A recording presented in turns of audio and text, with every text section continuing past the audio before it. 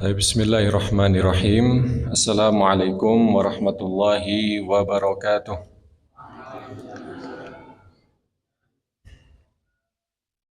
Alhamdulillahirabbil alamin. Wassalatu wassalamu ala asyrafil anbiya'i wal mursalin, imamul muttaqin wa ala alihi wa sahbihi ajma'in. Amma ba'd. Allahumma 'allimna ma yanfa'una wanfa'na bima 'allamtana wa zidna ilman wa fahman wa amalan fid din ya rabbal alamin. Jamaah Masjid Darussalam rahimani wa rahimakumullah. Pertama-tama kita bersyukur kepada Allah Subhanahu wa taala yang telah memberikan kepada kita berbagai kenikmatan. Di antaranya adalah kenikmatan hidayah taufik sehingga kita bisa berkumpul di masjid yang kita cintai ini dalam rangka menuntut ilmu syar'i. Tak lupa saya ucapkan terima kasih kepada ketakmiran Masjid Darussalam yang telah memberikan kepada saya kesempatan untuk berbagi ilmu di sini. Di sini ada wajah-wajah yang tidak asing bagi saya. Ada guru saya, Pak Dono Rosidin, hafizahullah. Kemudian juga ada Pak Talib, ya. Beliau adalah mitra kerja saya, ya, insyaallah. Ke siapa? Alhamdulillah, kalau tidak salah 4 tahun terakhir ini saya dapat jatah khutbah ya di Masjid Darussalam ini ya. Insyaallah tidak asing ya. Saya bergabung di Muhammadiyah itu sejak tahun 2017. Setelah lulus kuliah, Allah beri kemudahan bagi saya untuk bergabung berdakwah di Muhammadiyah dari tahun 2017 sampai sekarang. Alhamdulillah. Jamaah rahimakumullah. Sebagaimana telah disepakati, insyaallah ta'ala jika Allah berikan kepada saya taufik dan umur panjang, kajian saya di masjid ini insyaallah ada 2 kali pertemuan setiap Kamis pekan pertama dan setiap Kamis pekan ketiga. Kamis pekan pertama insyaallah akan dibacakan kitab di sana Syarah Musnad Imam Ahmad. Ya. Kemarin ada yang bertanya, wah Ustadz itu apa enggak berlebihan itu kitab Musnad Imam Ahmad kan panjang, berjilid-jilid. Ya ini saya klarifikasi sekarang ya. Nanti pengajiannya itu memang bukan baca kitab Musnad Imam Ahmad dari awal sampai akhir. Jadi di dalam Musnad Imam Ahmad itu ada hadis Sulasiyat Imam Ahmad. Itu yang akan kita baca nanti. Di dalam Musnad Imam Ahmad yang berjilid-jilid itu, yang hadisnya puluhan ribu itu ada namanya Sulasiyat Imam Ahmad. Nah itu yang akan kita baca nanti. Apa itu Sulasiyat Imam Ahmad akan diterangkan pada hari nanti. Kemudian pada pekan ketiga hari Kamis yang akan kita baca adalah kitab Mukhtasar Minhajul Qasidin. Ya, Mukhtasar Minhajul Qasidin karangan Al-Imam Ibnu Qudama Al-Maqdisi Al-Hambali rahimahullah ta'ala. Arti dari Mukhtasar Minhajul Qasidin sebagaimana tertulis di sini adalah pedoman dalam kehidupan. Itu arti bebasnya seperti itu ya. Pedoman di dalam kehidupan seorang muslim. Minhaj sendiri kalau di preteli gitu ya, artinya adalah jalan atau metode. Qasidin orang yang sudah punya maksud, sudah punya tujuan hidup. Jalan orang yang sudah hendak berkomitmen kepada agamanya. Kalau bahasa sekarang hijrah ya, orang sudah hijrah. Nah, maka kitab ini ditujukan kepada mereka. Teman-teman yang hijrah, salah satu kitab atau buku yang bagus untuk dibaca adalah kitab ini, kitab Mukhtasar Minhajul Qasidin. Dan ternyata kitab ini Masya Allah, ternyata kajiannya sudah banyak di mana-mana. di masjid-masjid ya itu banyak membahas kitab Mukhtasar Minhajul Qasidin. Ya. Kitab Mukhtasar Minhajul Qasidin jamaah rahimakumullah itu adalah ringkasan-ringkasan. Nah ini bisa dilihat gambarnya ya. Kitab Mukhtasar Minhajul Qasidin itu yang sebelah kanan sendiri, yang merah, yang akan kita pelajari bersama. Itu adalah ringkasan dari kitab yang di tengah ini. Nama kitabnya Minhajul Qasidin, yang ditulis oleh Al-Imam Ibnul Jauzi Al-Hambali rahimahullahu ta'ala. Dan Imam Ibnul Jauzi ternyata juga menulis ini dalam rangka meringkas kitab yang paling ujung sana. Kitab apa ini?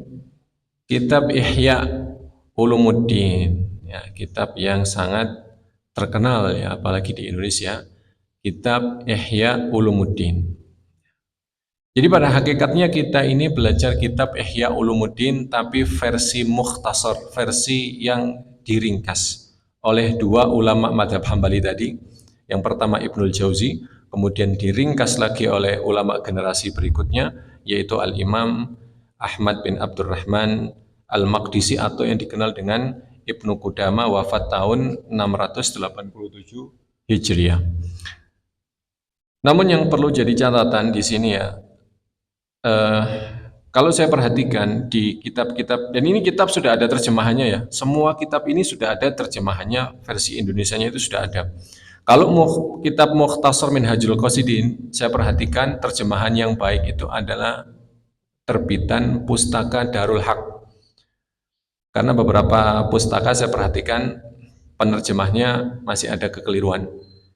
Tapi untuk Darul Haq ini Masya Allah penerjemahannya bagus. Kalau mau dibeli di pasaran, maka belinya itu yang Pustaka Darul Haq. Nah, kembali kepada penulis di sini, ini perlu catatan ya. Di dalam kitab-kitab terjemahan itu disebutkan penulisnya adalah Ibnu Qudamah. Sementara Imam Ibnu Qudamah di dalam mazhab Hambali itu yang ma'ruf itu adalah Syekh Al-Muwaffaq Abu Muhammad Abdullah bin Ahmad Al-Maqdisi Ibnu Qudamah, penulis kitab Al-Mughni. Pernah dengar kitab Al-Mughni? Al-Mughni, fikih perbandingan madhab. Pendapat Abu Hanifah bagaimana, pendapat Maliki bagaimana, pendapat Syafi'i bagaimana. Itu kitab besar, itu 15 jilid, itu bahasa Arabnya ya. Kitab Al-Mughni dikarang oleh Al-Imam Ibnu Qudamah. Bukan Ibnu Qudamah yang ini. Karena dalam madhab Hambali, kalau dikatakan Ibnu Qudamah artinya adalah Ibnu Qudamah penulis kitab Al-Mughni. Ya, jadi banyak orang salah faham, dikira penulis kitab Mukhtasar Minhajul Qasidin adalah penulis kitab Al-Mughni, padahal bukan.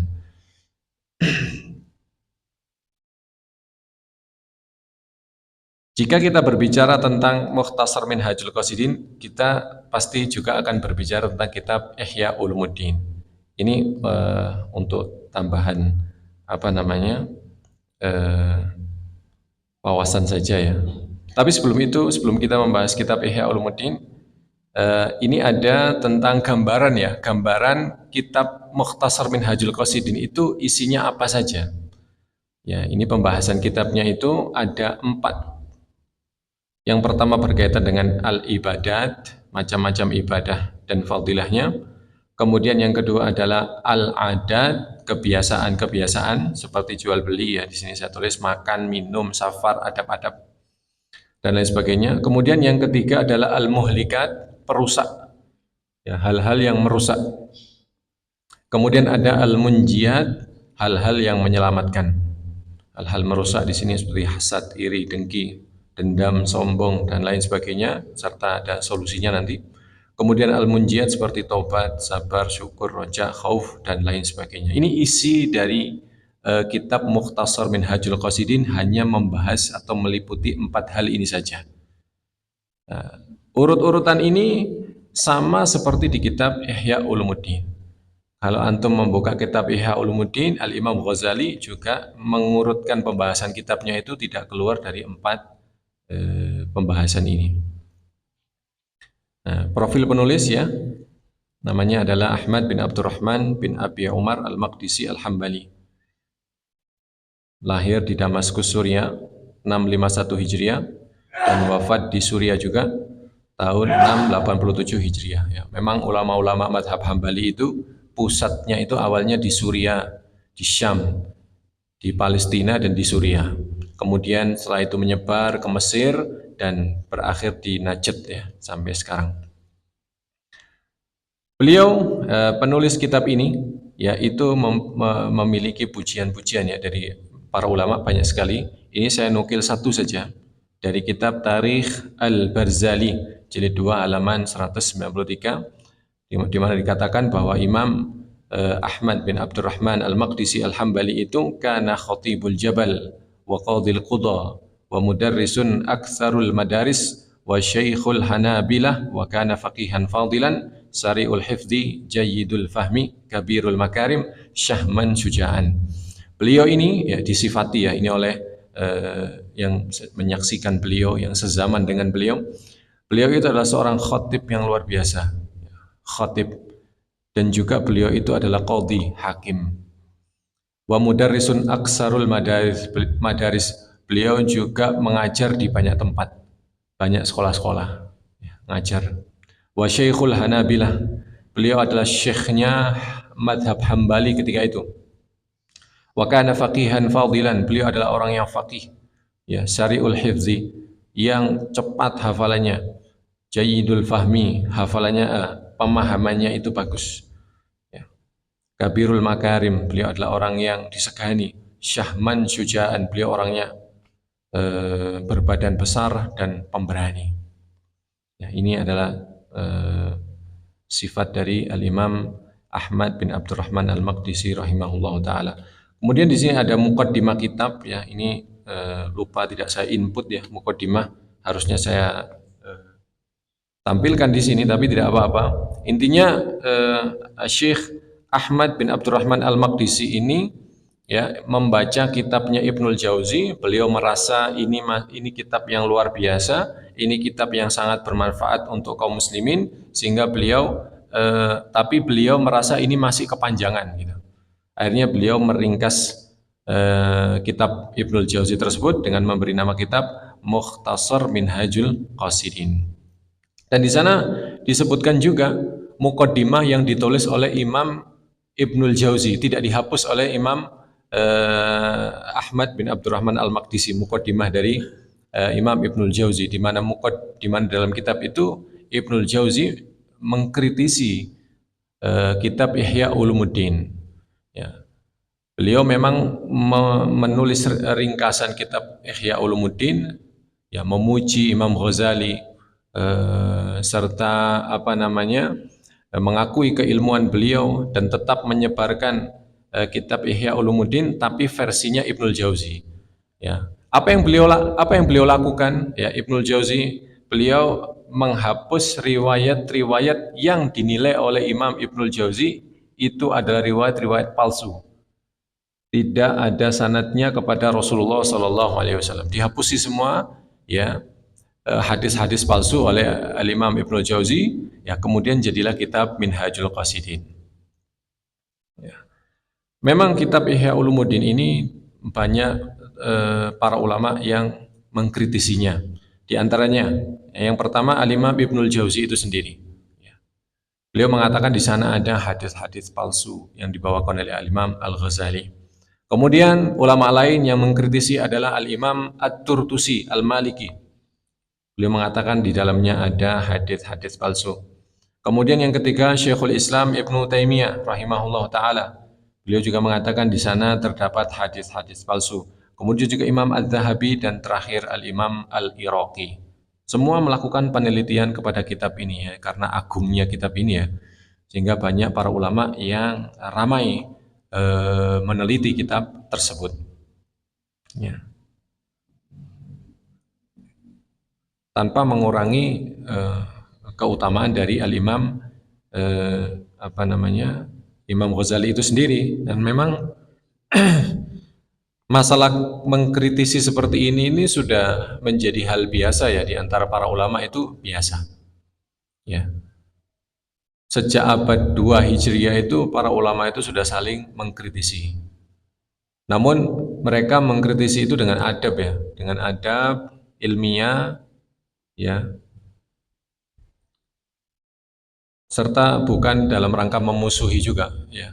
Yang dikritisi itu bukan musuh, melainkan lawan debat saja. Lawan debat bukan berarti musuh ya. Kemudian jamaah rahimakumullah, contoh hadis yang dinilai palsu oleh Al-Imam Ibnul Jauzi di dalam kitab Ihya Ulumuddin adalah hadis yang berbunyi ya, ini ada di kitab Ihya ya, dan ini dinilai palsu oleh Al-Imam Ibnul Jauzi, di mana Rasulullah SAW mengatakan, al haditsu fil masjidi ya'kulul hasanat kama ta'kulul bahaim al hashish. Ngobrol di masjid itu bisa merontokkan kebaikan seseorang sebagaimana hewan ternak itu memakan rumput-rumput di jalan. Ini dinilai palsu oleh Al-Imam Ibnul Jauzi ya. Dan masih banyak yang lainnya. Ya, satu saja cukup contohnya ya. Al-Imam Ibnul Jauzi mengatakan ada 25 hadis palsu di dalam kitab Ihya Ulumuddin. Ada 25 hadis palsu di dalam Ihya Ulumuddin. Kemudian ada ulama yang datang berikutnya meneliti lagi. Namanya Al-Imam Al-Iraqi. Nah, ini kalau yang belajar hadis ini tidak asing pasti Al-Imam Al-Iraqi, karena memang beliau ini adalah ulama ahli hadis. Ya, beliau mengatakan atau meneliti lagi, ternyata di dalam kitab Ihya Ulumuddin hanya terdapat 3 saja hadis palsunya. Bukan 25. 3, berkurang. Ya. Hadis palsu ini ya, kita tidak berbicara hadis dhaif, lain. Mohon dibedakan antara hadis palsu dan hadis dhaif. Ini yang dikritisi hadis palsu. Kemudian ada lagi ulama yang datang setelahnya, ini ulama kontemporer luar biasa, bernama Al-Imam Az-Zabidi, Murtadha Az-Zabidi, hafizahullah ta'ala, rahimahullah ta'ala. Beliau punya kitab Syarah Ihya Ulumuddin ya, berjilid-jilid ya, ini ada 12 atau 13 jilid ya. Namanya Ithafus Sadah Al-Muttaqin bi Syarhi Ihya Ulumuddin. Ya. Syarah kitab Ihya Ulumuddin. Al-Imam Az-Zabidi di sini meneliti lagi, lebih keras lagi mencari jalur periwayatan yang dicap oleh Ibnul Jauzi dan juga Al-Imam Al-Iraqi itu adalah hadis palsu. Dan Al-Imam Az-Zabidi, beliau mengatakan ternyata yang dinilai palsu oleh Imam Ibnul Jauzi dan Imam Al-Iraqi itu ternyata ada jalur periwayatannya. Ternyata sudah ketemu nih, ada nih periwayatannya dari Rasulullah SAW. Namun ya, yang dinilai palsu tadi itu terbagi menjadi 3. Di antaranya ada yang dhaif, di antaranya ada yang ternyata hasan, bisa dijadikan hujjah, kemudian ada yang sahih juga ternyata. Ya. Jadi yang rekomendasi kitab Syarah Ihya Ulumuddin itu ya ini, kitab yang paling direkomendasi, Ithafus Sadatul Muttaqin bi Syarhi Ihya Ulumuddin. Kitab Ihya Ulumuddin adalah kitab yang luar biasa yang ditulis oleh Al-Imam Al-Ghazali. Saya pernah mendengar ceramah ya, katanya dari seorang kiai, katanya Imam Ghazali ini sebenarnya ketika menulis kitab Ihya Ulumuddin itu dalam rangka mengkritisi ulama-ulama sezaman beliau ya, yang sudah tidak lagi independen karena sudah dekat dengan penguasa. Para fuqaha dibutuhkan ilmunya oleh penguasa. Mereka berbondong-bondong ramai masuk ke pemerintahan sehingga sudah tidak independen lagi. Diatur fatwanya. Akhirnya Al-Imam Al-Ghazali itu merasa resah dengan kejadian ini dan menulislah kitab namanya Ihya Ulumuddin. Artinya adalah menghidupkan kembali ulumuddin, ilmu-ilmu agama. Beliau di sana mengkolaborasi antara ilmu fikih dan juga ilmu tasawuf. Ilmu fikih dan ilmu tasawuf masuk di sana. Kitab Ihya Ulumuddin. Jamaah rahimakumullah, Al-Ghazali tetaplah Al-Ghazali. Walaupun beliau mendapat kritikan dari para ulama, tetapi para ulama tersebut tetap memuji sosok Imam Ghazali ini. Dan tidak lepas. Kaum muslimin tidak bisa lepas dari ilmunya Imam Ghazali. Walaupun kitab Ihya Ulumuddin dikritik, ya, namanya juga manusia, ya, pasti ada kelirunya. Ya. Al-Ghazali huwal Ghazali.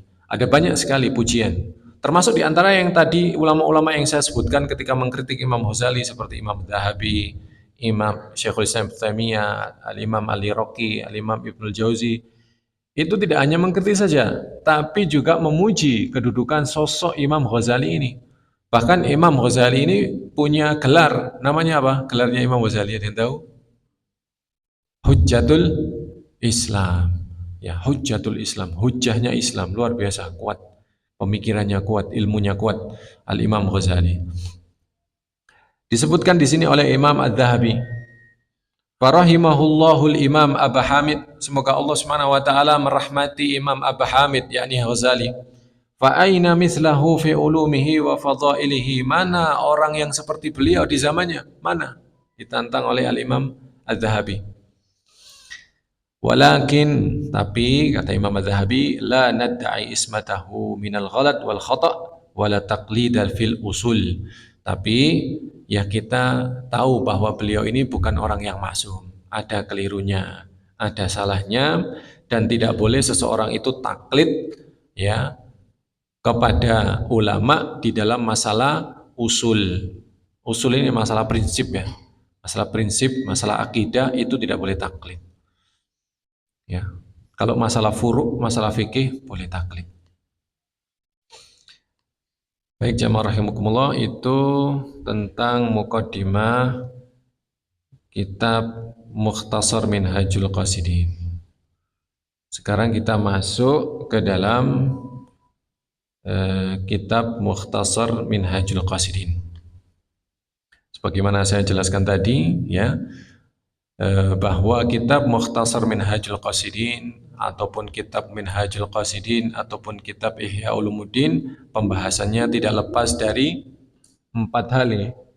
Yang pertama ibadah, yang kedua adat kebiasaan, yang ketiga al-muhlikat, hal-hal yang bisa menghancurkan seseorang, yang keempat al-munjiyat, hal-hal yang akan menyelamatkan seseorang. Ya, kita sekarang masuk kepada bagian yang pertama yaitu ibadah. Pembahasan ibadah nanti itu pembahasannya bukan tentang fikih ya, karena sudah diringkas. Kalau di kitab Ihya Ulumuddin pada bagian pertama ini ada fikihnya, tapi ketika ditulis oleh Al-Imam Ahmad bin Abdurrahman Al-Maqdisi dalam kitab Mukhtasar Minhajul Qasidin itu fikihnya itu dihapusi. Karena menurut beliau, kalau fikih sudah ma'ruf kitabnya. Jangan ke sini kalau fikih. Kalau fikih belajarnya ya di kitab-kitab fikih. Di sini fokus akhlak saja. Fokus dari sisi suluk, tazkiyatun nafas saja. Jadi seperti itu. Jadi bagian ibadah nanti di sini yang akan dibahas adalah masalah suluk, tazkiyatun nafsi.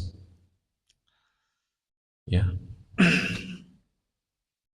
Akan ada 4 pembahasan di dalam ibadah. Pertama bab 1 ilmu dan keutamaannya. Bab 2 bersuci serta rahasia apa di dalamnya. Salat dan juga sesuatu yang berhubungan dengannya. Bab ketiga zakat dan rahasia-rahasianya. Kemudian yang keempat adalah puasa dan rahasia-rahasianya. 4 ini saja yang akan dibahas nanti. Oh, afwan, ini ada 8, maaf. Kemudian yang nomor 5 itu adalah haji. Nah, haji, kemudian keutamaannya. Kemudian yang keenam adalah adab membaca Al-Quran, yang ketujuh zikir dan doa, yang kedelapan adalah sholat malam dan hal-hal yang berkaitan dengannya. Baik, kita masuk ke bab 1 tentang ilmu dan keutamaannya. Ini sudah saya tampilkan screenshot dari kitabnya ya. Kita baca Qala rahimahullahu ta'ala kitabul ilmi wa fadlihi wa ma yata'allaqu bihi. Bab ilmu dan keutamaannya dan hal-hal yang terkait dengannya. Qala Allah ta'ala qul hal yastawil ladzina ya'lamuna wal ladzina la ya'lamun. Qala ta'ala yarfa'illahu alladzina amanu minkum wal ladzina utul ilma darajat. Qala Ibnu Abbas lil ulama'i darajatun fawqal mu'minina bisab'i mi'atin darajah ma baina darajataini masirata khamsumi'ah. Qala ta'ala innama yakhshallaha min ibadihi al-ulama. Wa fi sahihaini min haditsin Muawiyah bin Abi Sufyan radhiyallahu ta'ala anhu sami'tu Rasulullah sallallahu alaihi wasallam qala aw yaqul may yuridillaha bihi khairan yufaqihu fid din. Ya, ini kita akan jelaskan satu persatu ya. Yang pertama adalah ayat yang dikutip oleh beliau dalam Quran surat Az-Zumar ayat yang ke-9. Qul hal yastawil ladzina ya'lamuna wal ladzina la ya'lamun innama yatadzakkaru ulul albab. Apakah sama orang-orang yang mengetahui dengan orang-orang yang tidak mengetahui? Sesungguhnya hanya ulul albab saja yang dapat menerima pelajaran. Berkata Syekh As-Sa'di rahimahullahu ta'ala, ini terpotong ya, terpotong ini afwan. Qul hal yastawil ladzina ya'lamun, apakah sama orang-orang yang tahu ya. Maksudnya adalah tahu apa? Rabbuhum, tahu tentang Robnya. Wa ya'lamuna dinahu syar'i, dan dia tahu hal-hal yang berkaitan dengan agamanya. Wa dinuhul jazai, dan konsekuensi apa yang akan dia dapat nanti kalau mengerjakan ini, dapat pahala seperti ini, dia tahu. Wa ma lahu fi dzalika minal asrari wal hikam, dan hal-hal yang di dalamnya itu ada rahasia-rahasia dan hikmah-hikmah ya. Dia tahu. Ini afwan sebenarnya ada terusannya tapi kepotong ini. Intinya apa yang dia tahu? Qul hal yastawil ladzina ya'lamuna wal ladzina la ya'lamun. Apakah sama orang-orang yang mengetahui dan orang-orang yang tidak mengetahui? Tentu jawaban tidak sama. Tahu tentang apa? Tahu tentang ilmu syar'i, tahu tentang Allah Subhanahu wa taala, tahu tentang hal-hal yang berkaitan dengan agamanya. Kalau mengerjakan ini dapat pahala ini, kalau meninggalkan ini, kalau mengerjakan ini dapat ancaman ini. Seperti itu secara umum ya. Itu yang dipuji oleh Allah Subhanahu wa taala dalam ayat ini. Tahu hikmah-hikmahnya ya. Belajar tentang hikmah-hikmahnya, sabar tentang apa yang terjadi. Mungkin Allah punya rahasia. Kenapa kok saya seperti ini? Kenapa itu? Ada rahasia dipelajari. Innama yatadzakkaru ulul albab. Ya. Sungguhnya hanya ulul albab saja yang dapat menerima pelajaran. Di dalam tafsir As-Sa'di juga dikatakan ai ahlul uquliz zakiyah zakiyah ya. Mereka ulul albab ini adalah yang akalnya itu suci dan cerdas. Fahumul ladzina yu'athiruna al-a'la 'alal adna. Mereka itu adalah orang-orang yang mementingkan hal-hal yang penting daripada hal-hal yang rendahan, hal-hal yang tidak bermanfaat. Mereka itu akalnya itu main. Ini hal-hal tidak bermanfaat saya tinggalkan. Oh, ini hal-hal mendatangkan manfaat untuk saya di dunia ataupun di akhirat saya kerjakan. Oh, ini hal-hal yang tidak bermanfaat untuk saya tinggalkan. Itu ulul albab. Selain itu, sifat ulul albab ini wa yu'athirunal ilma ala jahlihi. Ilmunya itu menuntunnya. Wa ta'atullahi ala mukhalafatihi, dan ketaatannya itu mendominasi daripada berbuat maksiatnya atau berbuat kesalahannya. Li'anna lahum uqulan turshiduhum linnadhari fil awaqib, karena akalnya itu dia bisa tahu ini kalau saya kerjakan saya bisa jadi saya celaka ini. Ini kalau saya kerjakan bisa jadi saya berdosa. Jadi dia itu menggunakan akalnya dengan baik, ya, bukan dengan nafsunya. Makanya ini Syekh mengatakan bi khilafin man la lubbun lahu wala aqlun fa innahu yattakhidhu ilahahu hawa. Lain sama orang yang akalnya itu nggak main, ya. Dia menjadikan hawa nafsunya itu sebagai imamnya, mengadili segala macam perbuatannya, tidak dipikir, tapi hawa nafsu yang bermain. Itu bukan termasuk ulul albab. Pesan surat Az-Zumar ayat 9 yang pertama, orang berilmu dengan orang yang tidak berilmu tidak sama di hadapannya, di hadapan Allah Subhanahu wa taala. Tidak sama. Ya. Yang kedua, pujian dari Allah Subhanahu wa taala dengan sebutan ulul albab bagi mereka yang sehat akalnya. Ini apresiasi dari Allah Subhanahu wa taala, ya, bagi orang yang sehat akalnya, ulul albab. Kemudian ada tiga, ini yang ketiga ciri-ciri ulul albab sehat akal adalah yang pertama mengutamakan hal positif dari hal-hal negatif, kemudian yang kedua mengutamakan ilmu dari kebodohan, kemudian yang ketiga mengutamakan ketaatan dari kemaksiatan, ya.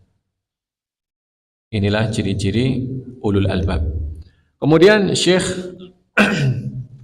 mengatakan atau membawakan ayat berikutnya tentang keutamaan ilmu, yarfa'illahu alladhina amanu minkum walladhina utul ilma darajat. Allah akan mengangkat derajat orang-orang beriman di antara kamu dan orang-orang yang diberi ilmu beberapa derajat. Quran surat Al-Mujadilah ayat 11. Mujadalah boleh, mujadilah boleh. Ya. Allah akan mengangkat derajat orang beriman di antara kamu, orang beriman diangkat derajatnya, dan orang-orang beriman yang diberi ilmu beberapa derajat. Ya. Di dalam tafsir Al-Jalalain disebutkan ay fil jannah, maksudnya derajat ini nanti di surga. Ya. Kemudian pesan yang bisa kita ambil dari Quran surat Al-Mujadalah ayat 11 ini adalah ayat ini menyanjung kedudukan para ulama dan keutamaan mereka serta ketinggian derajat mereka. Nanti akan ditafsir oleh Imam Ibnu Abbas, maksudnya tinggi derajat itu seperti apa jaraknya, ya. Kemudian memuliakan mereka adalah bentuk pengamalan dari Quran dan Sunnah, ya. Menghormati para ulama, menghormati ahlul ilmi, itu adalah bentuk aplikasi kita terhadap Al-Quran dan As-Sunnah. Karena kata Rasulullah SAW, al-ulama'u warathatul anbiya.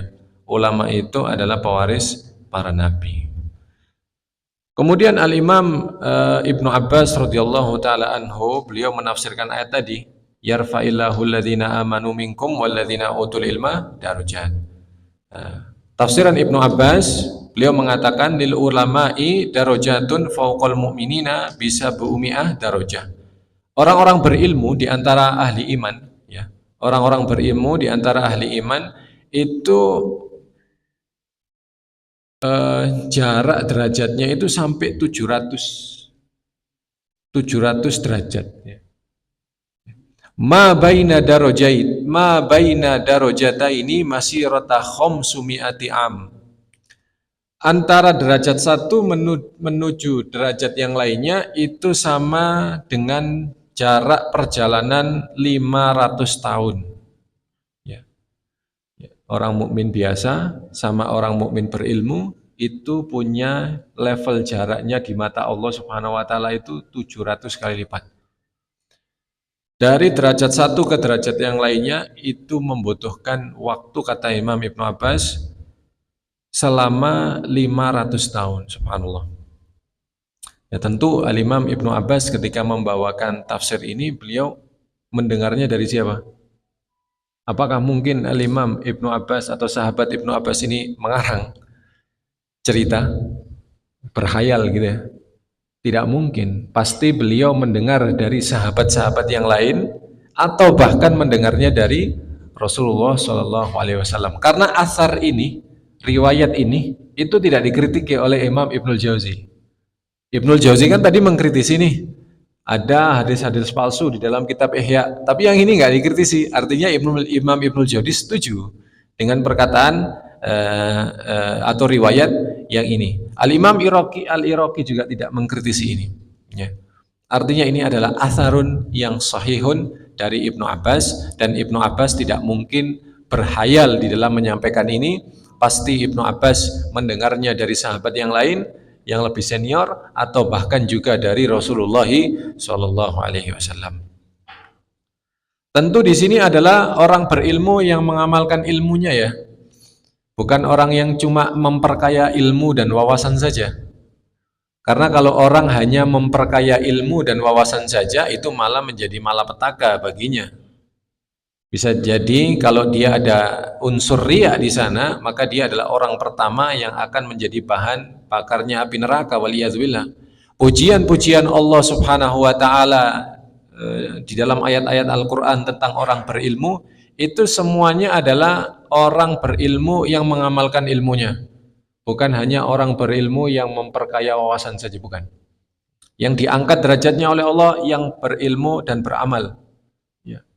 Yang dipuji, diapresiasi oleh Allah Subhanahu wa taala yang berilmu dan beramal. Ya. Karena itu ilmu harus diamalkan. Kemudian penulis rahimahullahu taala di sini juga membawakan ayat selanjutnya tentang keutamaan ilmu. Innama yakhsyallaha min ibadihil ulama. Ini dari Quran surat Fatir ayat 28. Sesungguhnya yang paling takut kepada Allah di antara para hambanya adalah al-ulama. Sesungguhnya yang paling takut kepada Allah di antara hambanya adalah al-ulama. Di dalam tafsir As-Sa'di disebutkan, fakullu man kana billahi a'lam kana aktsaru lahu khasyatan. Semakin orang itu kenal dengan Allah Subhanahu wa taala, maka semakin takut dia kepada Allah Subhanahu wa taala. Wa aujabat lahul khasyah wal inkifafu 'anil ma'asi. Dia akan bisa menahan dari perbuatan maksiat karena dia sudah mengenal Allah Subhanahu wa taala. Wal isti'dadu liqa'a man yakhshahu, dan dia akan mempersiapkan bekal apa yang akan saya bawa menuju Allah Subhanahu wa taala, atau nanti bertemu Allah Subhanahu wa taala. Wa hadza dalilun ala fadilatil ilmi. Ini adalah keutamaan ilmu, fa innahu da'in ila khasyatillah, karena ilmu itu akan menuntun seseorang menuju khasyatillah, menuju khasyah, rasa takut kepada Allah Subhanahu wa taala. Wa ahlu khasyatihi hum ahlu karamatihi. Dan orang kalau sudah punya amalan hati bernama khasyah ini, takut, itu orang itu adalah wali dari wali-wali Allah Subhanahu wa taala, karena itu adalah karamah, itu adalah pemberian dari Allah Subhanahu wa taala. Orang bisa punya rasa takut yang luar biasa kepada Allah sehingga bisa menyebabkan dia menahan dirinya dari perbuatan maksiat. Ini adalah karamah minallah Subhanahu wa taala, karamah dari Allah Subhanahu wa taala. Dan khasyah ini itu adalah amalan yang luar biasa, jamaah rahimakumullah. Sehingga Al-Imam As-Sa'di dalam tafsirnya, beliau menutup dengan membawakan surat ini, Al-Bayyinah ayat 8, ya. Radhiyallahu anhum wa radu'an dzalika liman khasyiya rabbah. Ini kan ayat penutupnya. Sebelumnya berbicara tentang apa? Surga. Jannatu adnin tajri min tahtihal anhar. Surga Aden yang di sana mengalir di bawahnya sungai-sungai, ya. Khalidina fiha abada, mereka kekal di dalamnya. Radhiyallahu anhum wa radu'an. Ya, Allah ridho kepada mereka, mereka pun ridho kepada Allah. Dzalika liman khasyiya rabbah. Sungguh surga Aden, sungai-sungai yang mengalir di bawahnya itu, dzalika liman khasyiya rabbah, itu untuk mereka yang punya rasa khasyah, takut kepada Allah Subhanahu wa taala. Baik jamaah rahimakumullah, karena waktunya sudah Isya, ya, sudah masuk Isya. Kita cukupkan sampai di sini, ya. Mudah-mudahan yang sedikit ini bermanfaat bagi saya pribadi dan pada para jamaah sekalian. Saya ucapkan terima kasih atas waktunya sudah hadir di masjid ini. Insya Allah kita lanjutkan pada pertemuan yang berikutnya. Mari kita tutup majelis ini dengan doa kafaratul majelis. Subhanakallahumma bihamdika asyhadu an la ilaha illa anta astaghfiruka wa atubu ilaik. Assalamualaikum warahmatullahi wabarakatuh.